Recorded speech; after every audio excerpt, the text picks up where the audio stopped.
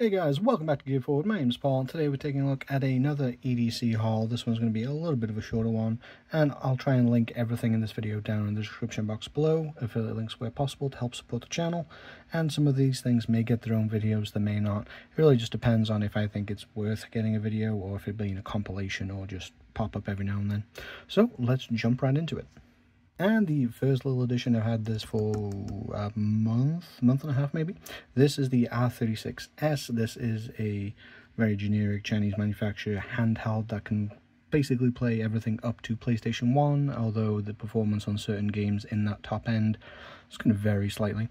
And these are, quite popular. Amberic, the Mio Plus. There are some that are more common than others. They're basically modern Game Boys that let you play a whole bunch of different games from different generations. I picked this one up because at the time it was £20, I missed out on that, but I got it for 26, and for £26 this is kind of mind-blowing.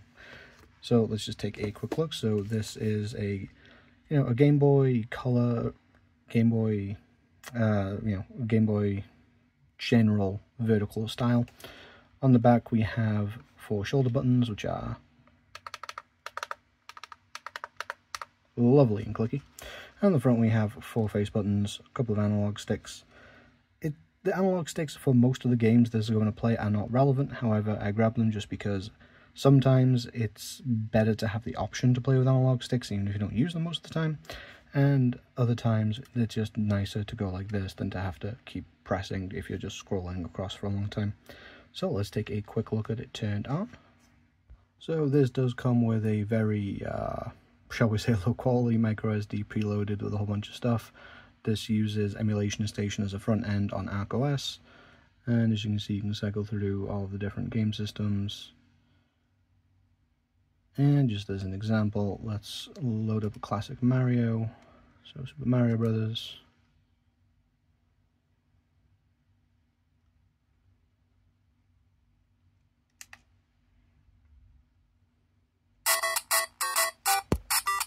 And after you get your initial volume jump scare, you're free to go along and be frustrated because you're really bad at like a 40-year-old game.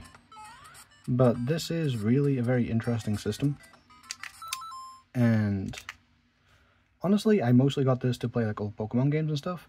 This is great for killing time between things in work, or when you just want to sit on the sofa or sit outside and you just want to do a little something, but you don't necessarily want to be sat at a computer, at a console. You want a little bit more freedom. There are more powerful versions of this available, but for the price I can't really fault it, and if you're interested I do recommend it. Let me know if you would want a more in-depth video on this kind of thing. Now, I did also get a carry case for this. However, the carry case, despite being advertised for it, was decidedly not big enough. So I actually went with this solution. This is a little sleeve from an older Anker power bank. And really all I want this to do is just protect the screen. So it's mesh, it's got a little bit of give to it, and that's more than enough to throw it in a bag and it'll be fine. And so far, again, had this about a month. I'm really enjoying it, and if you like playing games or you have fond memories of older games, especially for the price you can get these things for, I do highly recommend giving it a shot. Next up is just a fun little thing I picked up when I was getting some iced coffee one time. This is a Tim Hortons brand, I guess, metal straw. Now you could get these probably a lot cheaper off of Amazon or a Chinese site, but it's just a little set. Comes with a little pouch, a cleaning brush, and it's just a stainless steel straw. This is great in my opinion because paper straws are awful. Paper straws are just a very bad drinking experience, and you can either buy your own plastic straws, which is terrible for earth and convenience, or you can get a reusable option like a stainless steel straw. I'm already a big fan of carrying around reusable cutlery, so this worked really well. These pair together really well. I think this was like £5. Again, if you're somebody that drinks where this makes sense, if you're just carrying around a water bottle all day, this doesn't make sense. If you occasionally buy like a soda or a nice coffee, then I would advise getting something like this. It might just make your experience a little bit better. And this is really just going to live in the bottom of my bag, which, speaking of the bag, this will definitely get its own video. I cannot express how difficult this is going to be for me to film. I've already had to raise the camera a little bit, but this is basically a 4 litre, I believe, sling from Tomtoc. This was about £37.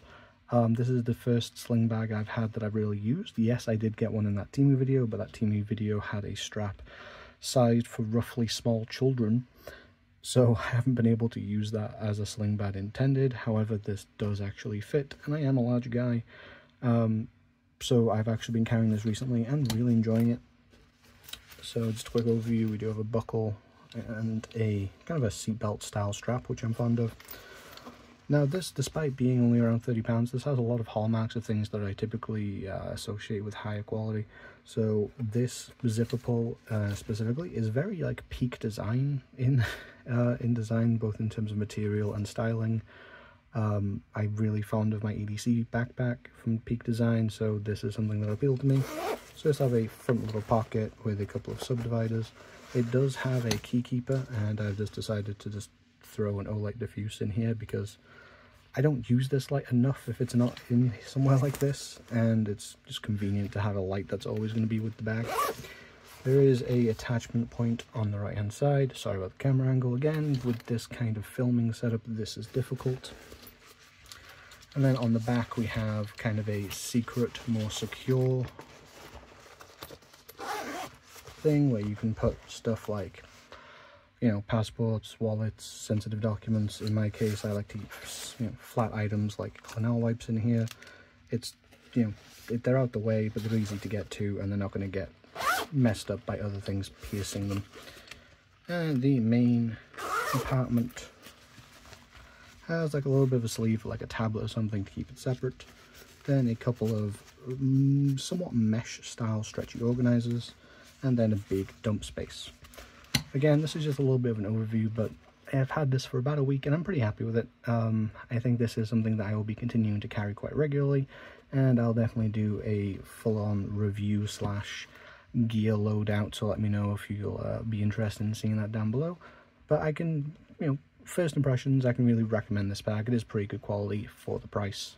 Now, depending on the timing of these videos, one or both of these review videos will actually already be out. I'm not entirely sure yet. But these are some lights I received from Sofirn. Again, thank you for Barry for Sofirn for sending this along for review. This is the Sofirn IF24, the slightly smaller 183/650 light version of the 23, and this is the SP31 V3. Kind of a dual switch kind of guy with a bit of a throwy optic setup. And I gotta say, again, these are going to have their own videos. I'm not going to get too much into it, but these are very, very appealing in my mind. This obviously has the biggest changes. It has a nice selection wheel. Instead of having to remember a series of button clicks, you just rotate through. And that UI has a bunch of pros and cons that I'll get into more in their individual videos. However, I am really enjoying both of these lights overall, and I look forward to being able to talk to them in more detail, but just a couple things that'll be, you know, coming to the channel in the near future. Again, another sneak peeky kind of thing. These are going to be featured in a future top 5 budget video. The last budget video, which I personally define mostly as $10 and under, that is specifically $10 or under individually. If you buy a multi-pack and then it works out to be that much when you divide it by however many is in the pack, that's not budget. I don't subscribe to advising people in that way. So these are just some glow fobs. These are from Polymath products. If you're in the UK, I highly recommend Polymath products. They are very affordable but high quality stuff, and they're made in the UK if you're into supporting that. But glow in the dark fobs are, you know, a dime a dozen. You can find them in many different brands, many different configurations. The general concept is there, and they're usually quite cheap. This is the probably quite famous at this point Nite Ize Doohickey, just a little keychain pry body deal. Very surprised by both how light this is and how cheap it was. And this is a little Beavercraft strop. Again, not going to get into these too much. These are going to be in their own budget video, but these are some stuff that are on the table that came in recently.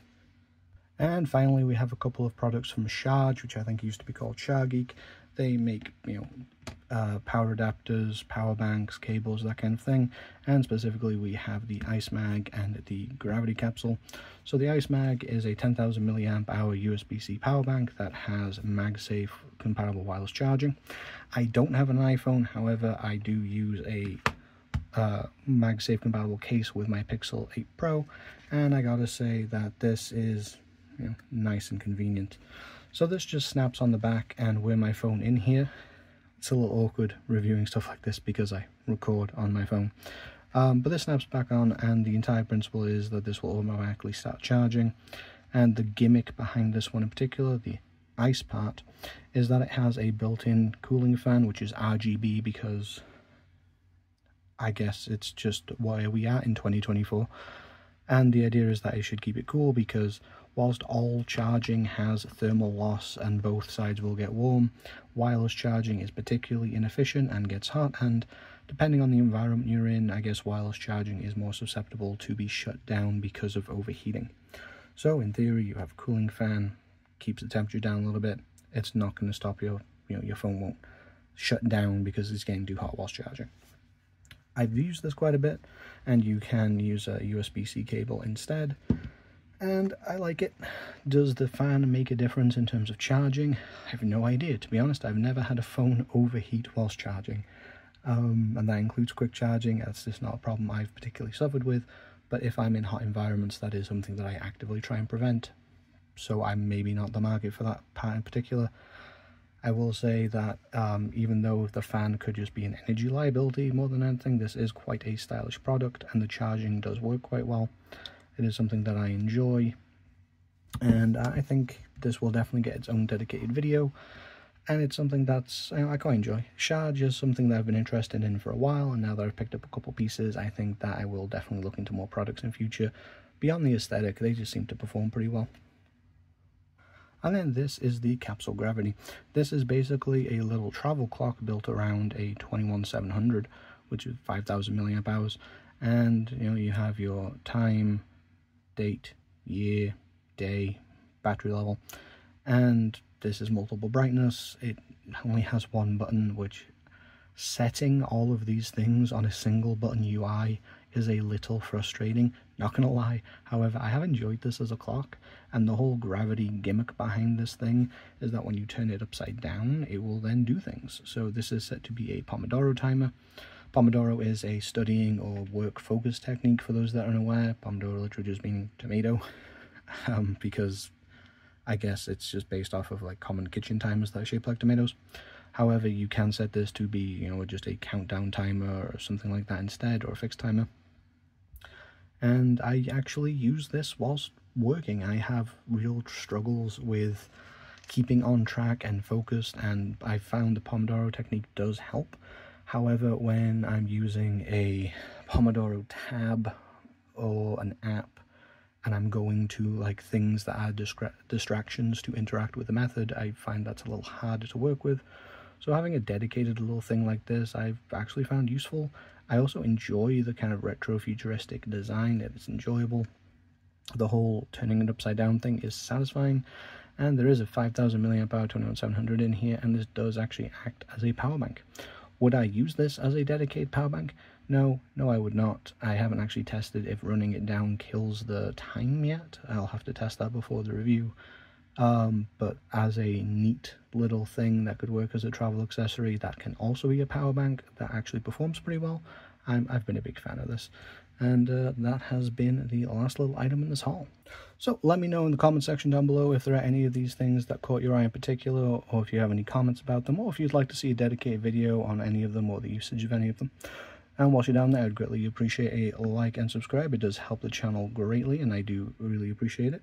If you'd like to support the channel more directly, then please consider a YouTube membership, Patreon, or coffee donation. All of that would be greatly appreciated, but please don't think by any means it is expected. I'm just happy that you guys are here watching the video, and I look forward to seeing you in the next one. So I hope you have a wonderful rest of your day.